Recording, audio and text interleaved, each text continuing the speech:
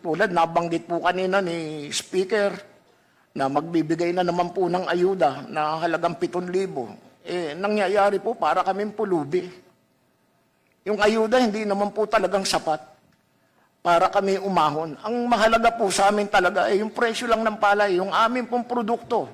Mabigyan lang po sana ng halaga.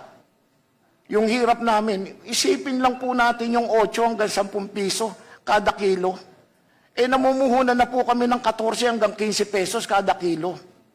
Sa sobrang mahal po ng fertilizer, sa sobrang mahal po ng mga inputs, ng mga pestisidyo, hindi po talaga masusulit. Nangungutang po kami.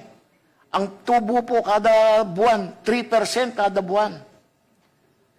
Hindi naman po namin pwedeng asahan ng asahan itong mga lending conduits na ating mga pamahalaan. Napakahirap pong umutang dito. Ang dami pong hinahanap na kung ano-anong dokumento na para po kami makautang. Sana po luwagan ito. At sana kung talagang magpapautang, huwag naman po sanang ganun ka-higpit. Wala na po. Ito na lang po talaga yung aming buhay. Kaya nananawagan po ako sa inyo, mga kasapian po nitong chamber po na ito, sa inyo po mga mambabatas. Nasa inyo po ang aming buhay. Kapag ka 1 hanggang 2 taon at ganito pa po ang aming buhay, wala na po, lulubay na po talaga kami. Mapupunta na po sa mga kung kani-kanino lang ang aming mga lupain.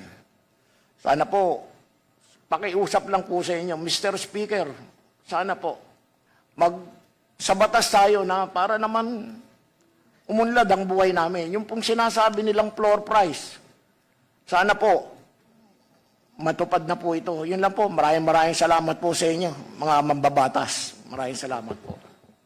Mr. Chair, may I? Yes, please, Honorable Speaker. Pajik. Unang-una po ay humingi kami ng paumanin. Sa kagustuhan lamang po ng ating gobyerno na matugunan ang mga pangangailangan ng ating mga farmers. Pero hindi po nangangahulugan na mababa po ang aming pagtingin sa inyo. Mataas po ang respeto namin sa inyo. Kung wala po yung masisipag natin farmers, hindi mabubuhay ang ating bansang Pilipinas. Kayo po yung nagsasakripisyo. Ano man po ang ang inyo pong sama ng inyong dinadala na bigat ng inyong kalooban, nandyan pa rin po kayo nagtsatsaga at nagsasakripisyo para po sa ating kababayan. Kaya sa amin pong lalawigan, tinuturing po namin kayo bilang mga magulang namin dahil kayo po yung nagpapakain sa amin.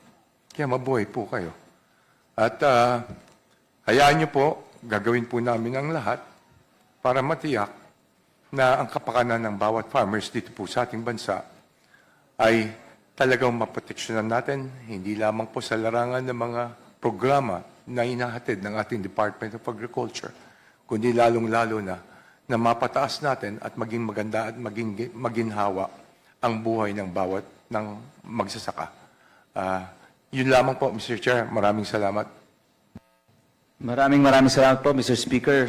Sir Danilo, makakaasa po kayo, tulad po ng nabanggit po ni Speaker Boji. Kami po ay sa kasalukuyan ay kaisa ng Department of Agriculture na inaayos po natin yung RA 11203 na ang hangarin po talaga namin dito ay matulungan po kayo, maging masaya po kayo na nagtatanim. At bukod po doon, gusto po namin ay kumikita po kayo. At gusto po namin ay ang pinakaunang konsiderasyon po natin dito ay atin po maprotektahan ang lahat po ng rice farmers para may laban po tayo. So makakasa po kayo, Sir Danilo. Siguro po mabibigyan namin ng linaw po ito sa mga darating pong panahon. Inaasahan po namin, ito ay priority po ni Speaker Boji ng ating mahal na Pangulong Bongbong Marcos Jr. na uunahin po natin ito. House Bill number 1 po ay ang pag-amyenda po sa Rice Tarification Law. Maraming salamat po, Sir Dan.